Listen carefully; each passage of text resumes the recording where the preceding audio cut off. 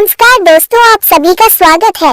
दोस्तों, आज की इस कहानी के जरिए मैं मन को वश में करने के लिए क्या करें बुद्ध की कहानी शेयर करके आपको बताने वाला हूँ कि आप मन को वश में करने के लिए क्या कर सकते हैं। तो बिना समय को गंवाए चलिए जानते हैं कि हम सब मन को वश में करने के लिए क्या कर सकते हैं। अगर आप इस कहानी के पीछे के तर्क को समझ लें तो आपका दिमाग काबू में हो सकता है। जब मैंने पहली बार यह कहानी पढ़ी तो मुझे इसका तर्क समझ में नहीं आया, लेकिन इसकी भावना प्रेरणादायक है। एक बार महात्मा बुद्ध किसी नगर से गुजर रहे थे। बुद्ध की नजर एक कपड़ा व्यापारी पर पड़ी जो उदास और निराश दिख रहा था। बुद्ध उसके पास गए और पूछा, हे भक्त, तुम इतने दुखी क्यों हो? यदि आप मुझे अपनी चिंता के बारे में बताएं तो मैं आपकी मदद कर सकता हूँ। कपड़ा व्यापारी ने बुद्ध को प्रणाम किया और उन्हें अंदर आमंत्रित किया। व्यापारी ने कहा कि जब से मेरी पत्नी की मृत्यु हुई है तब से मेरे छोटे बेटे की देखभाल के लिए घर पर कोई नहीं है, इसलिए मैं हमेशा उसे अपनी दुकान पर लाता हूँ।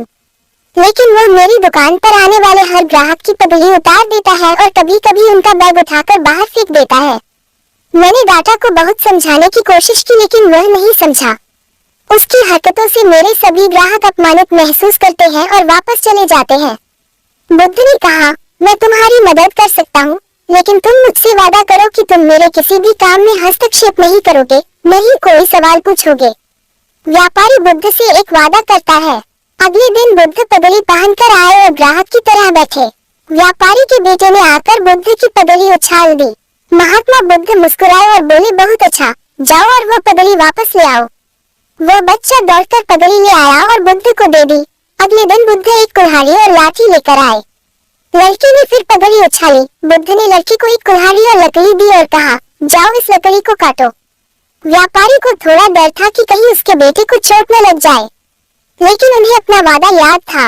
7 दिनों तक महात्मा बुद्ध कोई न कोई नया काम लेकर आते और लड़के से करवाते। जल्द ही लड़का भूल गया कि उसे किसी की पगड़ी उछालनी है।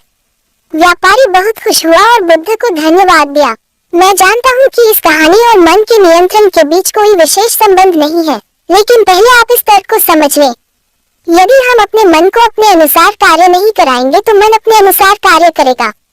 यदि हम मन को अपनी इच्छानुसार नियंत्रित कर ले तो मन को नियंत्रित किया जा सकता है। मन 2 तरह से काम कर सकता है। पहला, मन अपनी इच्छानुसार काम कर सकता है, या दूसरा, हम मन से अपनी इच्छानुसार काम करा सकते हैं।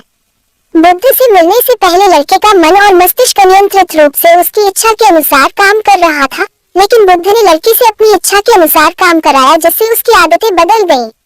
दोस्तों, हम आशा करते हैं कि आपको बुद्ध की यह कहानी पसंद आई होगी।